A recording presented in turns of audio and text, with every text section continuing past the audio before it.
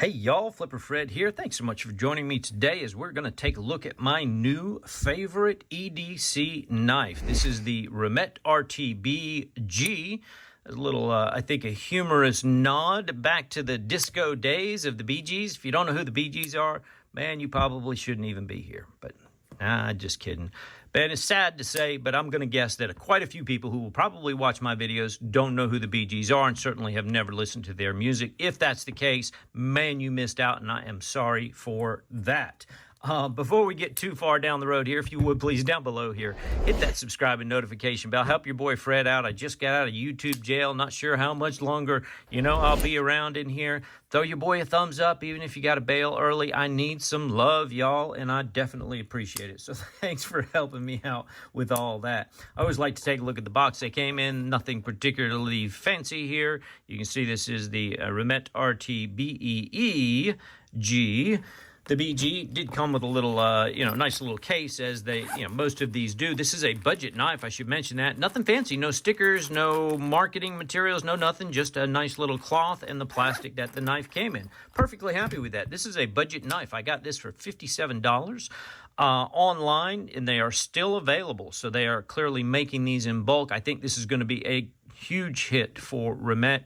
At this price point, under $60. There's just so many things that we're going to talk about here that make this just a no-lose proposition, and one of the reasons this has now become my new favorite EDC. Let's take a look at some size comps real quick, just so you can get a sense of the size of this knife. This is a smaller, perfect EDC size. I'm not going to call this a small knife. I'm calling this perfect EDC knife. Obviously, Crooked River, way big compared to it. Even the bug out is larger compared to it, although it doesn't have really all that much more cutting length when you get right down to it. But certainly the bug out will be a little bit lighter. If you're a Spyderco person, then you will certainly know the PM2 and the Para 3. I always use these as my comparisons. Obviously, it is way smaller than the PM2, no question there. And it's smaller than the PM3, not by much, but just by a little bit. But if you, again, compare the actual blade size to the Bee-G versus the Para 3, the Bee-G wins in blade length. Let's talk about maybe some more modern knives that you might recognize. So I have the 𝗏𝗏𝗏 from 𝗥𝗲𝗺. Fantastic knife. Sorry, y'all, that little piece of white is bugging me. I don't know if that bugs you or not. I can't keep a brush to brush this stuff off. 𝗥𝗏𝗏, great EDC. Probably one of my favorites coming into before I got the Bee-G. And then, of course, the CJRB Pyrite. Pyrite Light in this case. Both of these knives are obviously larger than the Bee-G. But again, when you get down to actual blade length and cutting area, the Bee-G has basically the same as almost all of these knives. You can see the 𝗏𝗏𝗏 may have just a little bit more because it's got a bigger, deeper belly. But anyhow, that gives you a sense. I have a size large glove. Choked back on this knife, my hand fits perfectly, which is, again, another reason why I love this knife. Y'all have to excuse the ink and the stuff on my hands, y'all. I'm a working dude, and I just stopped work so I could record this video for y'all. Size XL hands may tend to slide off the back of this knife. You could get a little bit more in there, but really where this thing is meant to be used is in this choke-up spot right here with this forward finger choil. In that case, XL hands are going to fit and love this blade beautifully. Good jimping and those thumb studs. You are locked in on this baby right here. And again, that's another reason why I love this knife. Let's take a quick look at the specs. We'll do the rundown down the left-hand side of the screen. This thing is just under 7 inches. To me, that is a perfect EDC size as long as the other features are present. Blade's 2.8 inches, so those of you who live in the communist states of America that don't allow blades over 3 inches are going to be real happy about that. Blade thickness is what I'm going to call the Goldilocks, 0.12. It's not too thick. It's not too thin. Nice, tall, thin, slicey blade. You can see all the way down at the bottom of these specs, I measured the edge on this thing at 12/1000ths. And really, I probably could have gotten it thinner at some of these points. Man, that is a beautifully well-done slicey blade. G10 scales. Well done. Again, these things almost look carbon fibery. I'll try to get the light on them. These are beautiful, well done G10 scales over a steel liners. Obviously, the blade steel is 14C28N. We'll talk about that in a minute. 3.5 ounces makes this a perfect EDC pocket size or weight carry.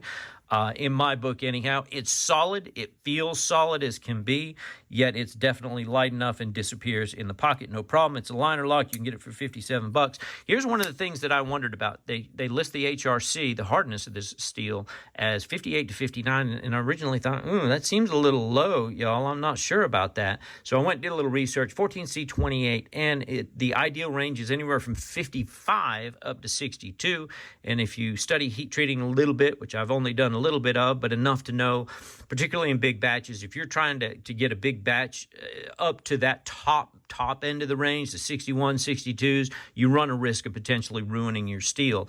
And so as they're mass producing this stuff, they just wanted to go middle ground. Just let's play it safe, throw it right there in the middle. I will tell you, in my usage so far, this blade stays nice and sharp. I've definitely cut down a few boxes with it and had a good old time on that. All right, let's take a little bit of a peek some of the additional things about this. So they call this the blade, let me see, ceramic sand spraying process surface treatment. How about that for a mouthful? Which basically translates in my mind to basically bead blasted, sand blasted, ceramic sand blasted, media blasted. But I'm going to tell you, in person, it may not come through on the video, this looks like a coated blade of some sort. Whether it's a PVD or I would almost call this a Cerakote. I'm familiar with that on some other weapons that one might have in life. This definitely does not seem like I'm looking at the actual steel itself. Maybe I am, but I'm going to tell you this, if I had to bet, I would say this is a PVD or a Cerakote or something. However, whatever they did on the blade, they matched on the pocket clip. That is a beautiful thing. This is a nice deep carry pocket clip with recessed screws. It's smooth, it's easy, it's lightweight, it is steel. The bill doesn't stick up too high on it because you've got nice, smooth, contoured G10 scales, easy in and out of the pocket. However, lefties are SOL once again. However, I haven't even gotten to this point. This is what makes this knife really so cool in my book. This just is what pushed it over the top, is a titanium toothpick that rides right there inside those scales.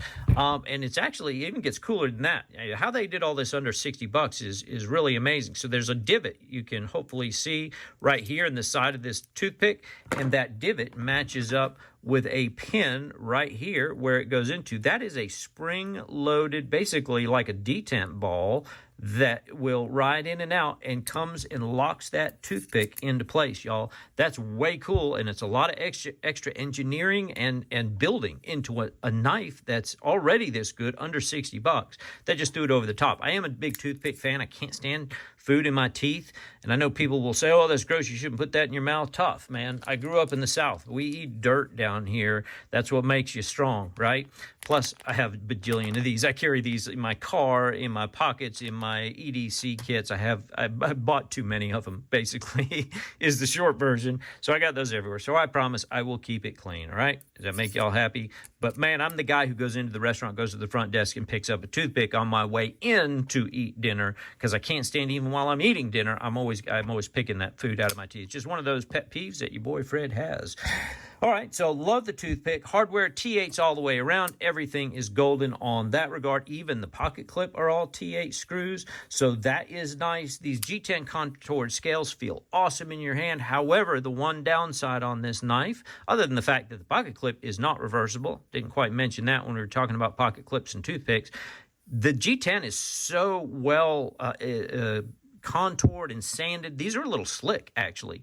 That was one of the first things I noticed. If your hands are dry, you're not going to slip. But I'd be worried if you have wet hands, could this potentially slip out? However, if you use the knife as it's intended to be used, choked up right here under that choil with that jimping and those thumb studs, even with wet hands, this blade is not going to slip on you at all in that kind of a grip. So not a huge deal, but definitely something worth mentioning. It does have a little pin back here in the back in case you're a lanyard guy and you want to do that. It is a liner lock. It's definitely locked up solid. We've got at least 50% lock up on that tang. I have whacked this thing a million times, hard as you can. This thing is not breaking free. You know, Remette makes a good quality knife, and this liner lock is fantastic. It's got a flipper tab. Didn't even mention that. The flipper tab has beautiful jimping, comes right out to the edge. Only 2 jimps, but that's because it's a nice small flipper tab. It's unobtrusive. You hardly even know it's there. Honest to God, I forget it's there all the time because the way I usually deploy is with the thumb flip or the reverse flip,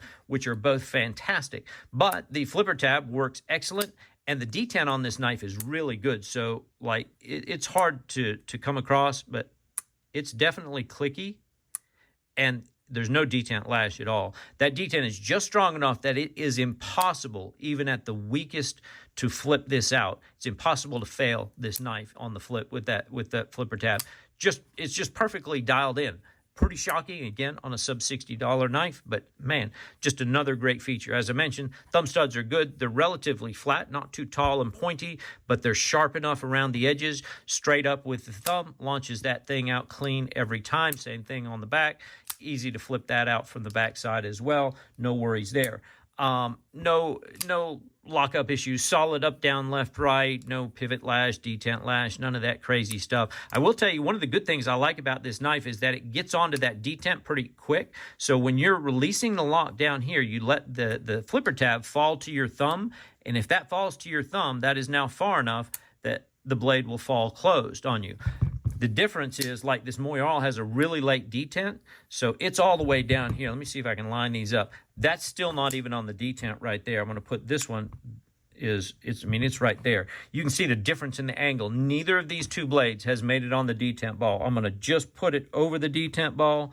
So this is, I double clutched it. That's the problem with the 𝗏𝗏. As much as I love it, and I do love this knife, both of those that's where they just now got onto the detent. So it's too easy to double clutch the 𝗏𝗏. You have to let it drop. However, the 𝗏𝗏 will allow you to drop it all the way to half, and you're still not putting that blade on your thumbnail. So it is better than the Bee-G in that regard, because if you allow this to come down, you are going to be putting that blade into your thumbnail. So you need to catch the flipper tab on your thumbnail, and then, whoop, there you go. See, I double clutched it, and then you can flip it home. So that's how you want to do that on the close. All right, 14C28N, we talked about it. Great steel. It's not great in terms of edge retention. It's just okay. So it has, if this makes you feel any better, the same edge retention as Nitro V, same as AUS 8, LC200N, which is a big Spyderco on their Spidey Chef, and AEBL. So it's definitely not near the top, definitely a little bit below the middle range. I think it came in at about a 3 on that. Although most people would say it's still good. I got to tell you, in my use so far, it definitely doesn't dull particularly fast. However, what it does have going for it is extreme toughness and corrosion resistance. This is at 8.5 and a 9 on those two metrics. So that makes this thing extremely tough and extremely corrosion resistant. This is probably better, the 14C steel, than most other steels, even your high-end, excellent, like your Vanex type steels. It can beat that out in toughness and corrosion resistance. So really good on those. You're always making a trade-off on your steels. They call this a drop point blade. All right, if that's what you call it. To me, I call this a modified drop sheep's cliff blade style. So that's what it really is. It's a modified drop sheep's cliff style blade, and I love it. One of the things you'll see in all of my videos, the knives that I love the most have basically a sheep's footy style blade with just a little bit of belly. To me, that's perfect. I tend to do more of draw cutting type activities with my EDC blades. However, it's still plenty pokey. I mean, the tip of that knife is definitely going to puncture into something if you get it. And just a little bit of belly allows me to rock back cutting things like rope or ties or whatever it may be. So this is my favorite blade shape in that regard. And again, that forward choil locks you in very tight. You've definitely got plenty of sharpening choil because of that finger choil there as well. So all that is really good. Minimal logos and branding, just, the Remette name is all you get. Doesn't even have the steel or anything else anywhere on this knife. So that's pretty good, although, I could have lived without the Remette, but that's fine. No big deal. Minimal branding, I can handle all of that. The action, as I mentioned, incredibly smooth. It is riding on ceramic bearings. I'm still breaking mine in, but you can see this thing has been incredibly smooth to break in. No problems there. No blade play, we already talked about all that. Let's do a quick cut test just to show you. This thing came razor sharp out of the box. I have not sharpened this knife at all since I got it. I will try to do this nice and slow because that's what helps you see. This thing is beautiful from start to finish. Yeehaw for that. Certainly cuts paper. I know that's why we all buy our knives, isn't it? Let's do a little cardboard action here just so you can see. This thing also, nice choked up spot. Doesn't take much. This is a nice sharp blade. just cuts right through cardboard, no issues at all. Where's my paper? I don't know why I even do this. It's a good steel, y'all. It's 14C28N. Still plenty sharp. I mean, I didn't really cut that much cardboard, but just showing y'all. Good steel, even though it's not the highest on the edge retention scores. Man, this thing is plenty good for daily EDC use. You're not buying this knife to go out in the yard and do heavy, bushcrafting type activities, right? Ergonomics are fantastic. The contour scales are very comfortable. As I mentioned, there's good jimping on both the flipper tab and the back of the blade here. The finger choil is nice. The pocket clip works great. The only negatives I have about this thing, again, just a little bit slick on that G10. But again, certainly not enough to move it out of the top spot in my EDC rotation. The clip's not reversible, but I'm a right-handed guy, so that works just fine for me. I'm so sorry for all you lefties. You guys get screwed regularly, I know. Not a huge fan of the holes in the scales. They do go all the way through. It's obviously to help lighten it up between the G10 and the steel liners. I think one day, I'm sure somebody's probably going to come out with some aftermarket scales. I might be interested in trying a pair of aftermarket scales that don't have the holes. But I'll tell you, that is not an issue whatsoever for me. This knife is just way too good. Didn't mention it, but the blade did come perfectly centered as well. No blade play, up, down, left, right, all that stuff, no problem. Overall, man, I love this knife. It's a perfect size for me. In all grips, I just love it for everything that I will do with my EDC knife. It's just heavy enough to feel truly solid and well built, but light enough that it's no issue to carry it around all day. The steel is good. I'd love, would I like to have one with maybe a little bit edge retention? Yeah, probably. But I mean, off the scale toughness and the corrosion resistance means I don't have to worry about what I'm cutting. If I'm cutting into wet things or even, some fruit or whatever, veggies around the house, I don't have to worry about that, dinging my blade or causing any corrosion there. I love the beautiful lines.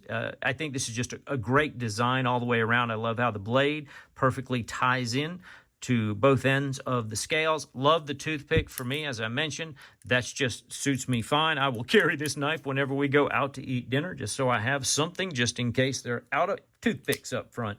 So let me know what y'all think about it. If any of y'all picked up this knife, have you tried it out? What do you think about this for an EDC? Again, overall, this has definitely moved to my #1 EDC carry position for EDC. Now, I have definitely bigger, better batter knives that if I know I'm going to be out doing something that's going to require maybe a little more heavy-duty cutting, this may not be the knife I carry. But going out, to dinner with the wife or friends, just, hanging out around the house, this thing is now #1 spot in my rotation. Let me know what y'all think down in the comments. Otherwise, if you would please, again, down below here, hit that subscribe and notification bell. Help your boy Fred out. I sure do need some YouTube love right now. Hit the thumbs up if I did okay. Hit the thumbs down, but you got to let me know, how can I improve on these? Otherwise, I will see you guys on the next video. Thanks so much, and I will talk to you soon. Take care.